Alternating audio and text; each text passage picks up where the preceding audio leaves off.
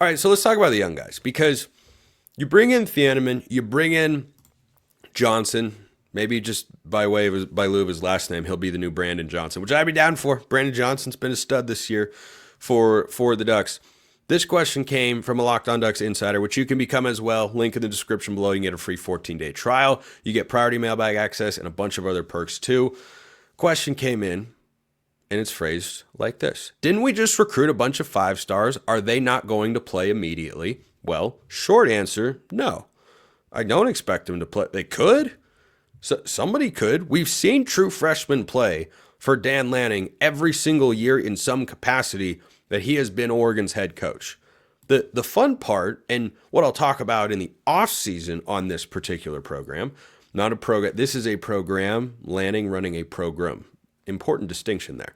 So when you talk about high school recruiting, and other people ask me this question as well, why bring in transfers? Why do this? Well, remember once upon a time, there was a guy who was playing this Friday in a bowl game named Ty Thompson. And a lot of Oregon fans wanted him to get a shot. And instead, Oregon brought in Dillon Gabriel. Which move do you think was better for Oregon? All right, so that's plain and obvious. The same principle applies to every other position group. It is slightly different because there's just the one quarterback and you've got a bunch of DBs who, crack the 2 deep and end up playing important snaps throughout the course of a season, if not right away, but maybe they do right away and then it fades as the year goes on. There are a lot of guys in the secondary, linebacker, like you just have a lot of players that get in there. So the way to think about it with high school recruiting is when you bring in, let's say, a trio of blue chip prospects at a given position, let's say defensive line, which Oregon recruited very well in the 23 and 24 cycles. When you bring in 3 defensive linemen at a given position group, the odds that all 3 of those defensive linemen turn into starters or heavy rotation guys is less than 5%. It happens. It absolutely happens. But here's a good example.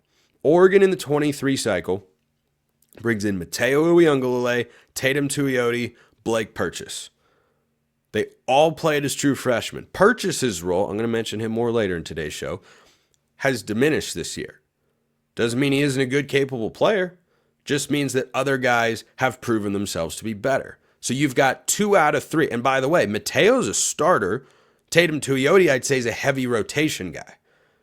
So all blue chip prospects, I think Tuioti was technically a 3-star, 4-star in some spots, but all guys who you looked at and said, boy, any one of these guys could play. Oh, these guys are playing, but only one of them becomes a starter. Every single program in America is going through the same exact process. Georgia, Bama, Texas, I don't care who it is.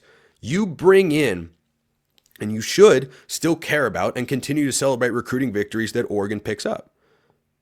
Because what the top programs are doing in this world of college football is saying, look, there is no way in a player evaluation in the NFL or college or high school or Pee-wee football, I don't care.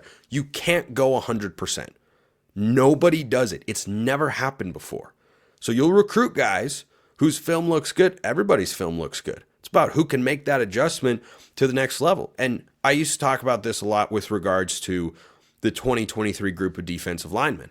If you go back and listen to the shows I did talking about guys like Amari Washington, Terrence Green, Johnny Bowens, who has since transferred, Michael Gardner, all of those guys I looked at and said, any of them could figure out how to get into the starting rotation. Any of them could be high impact guys. They all have potential. They all look really good. And we have learned at this point, Amari Washington's the best of them. Doesn't mean the other guys will never develop a role. It just means that there is an element, no matter how good you are at player development, at recruiting, at identifying talent, anything like that, you have an element of, I'm throwing this spaghetti at the wall and I'm seeing what sticks. And the reason you want to bring in as many blue chip prospects as you can is there is a higher likelihood those guys are capable because of their physical traits, which is mostly what high school recruiting rankings are about. You have a higher likelihood that they're going to be able to turn into starters or higher level players. So when people ask me, well, what about the young guy? Why are they recruiting all these guys? Because yes, this guy over here, like Dalen Austin or Roderick Pleasant or Aaron Flowers, they're all tremendously talented. It does not mean their game will automatically translate to being a Power 4 starter in the Big Ten for a program like Oregon that expects to compete at a national championship level year in and year out at this point. You don't know that they're going to translate that right away. It might take them a little while.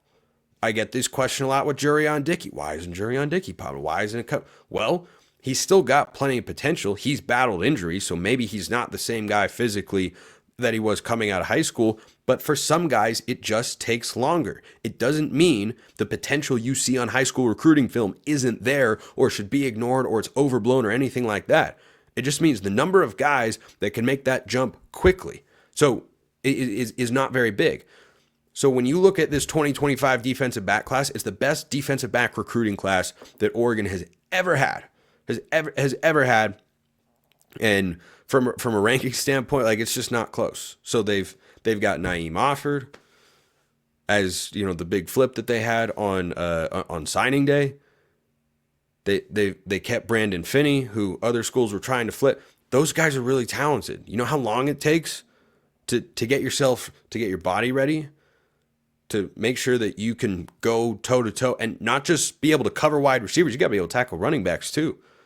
Most guys need a year, whether they're a defensive lineman or not, just to get their bodies in the sort of shape that allows them to be on the field and not get physically overwhelmed. Because if you put someone on the field before he's physically ready to do so, guess what? Guys on the other side, doesn't matter which team you're playing.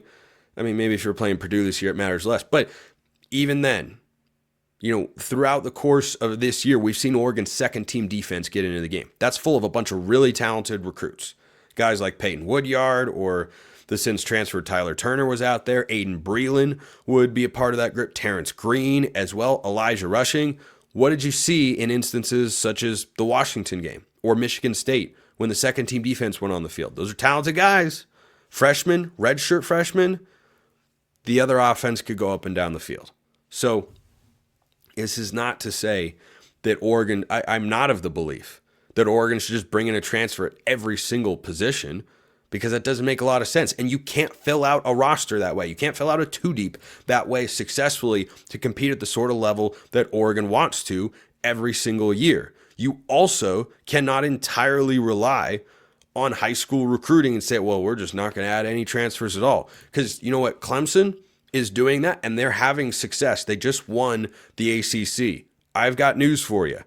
They do not have one of the stronger rosters in the college football playoff. It doesn't mean they don't still have a great roster. They do. They recruit really well. They recruit at a top 10, 15 level. They've got a bunch of blue chip prospects. They retain talent for the most part really well, but their inability to use the portal makes it a drain on the program. So they lose a guy like Andrew Makuba, who Oregon was after. He's at Texas. That guy's a stud.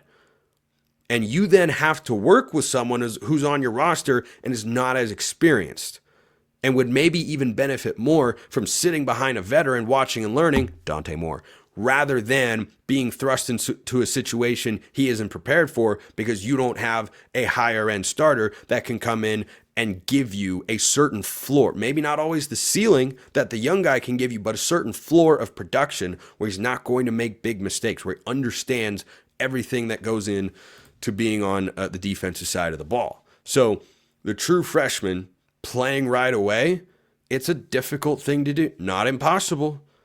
Naeem Offord could play early. Brandon Finney could play early. I don't know. There are a lot of options, but that's what you want to have if you are Dan Lanning and Tosh Lupoi. You want to have options, and they have that. But you don't want to be entirely reliant on the portal. I think the best programs in college football that make the best rosters every year, they are going to have a blend every single year. You're not going to see young guys never get an opportunity. You're not going to see a reliance on those guys if they are not prepared. And you got to trust the staff's judgment, because I think they've kind of earned that at this point, right? That's the way I look at it. I think that's the way you should look at it as well.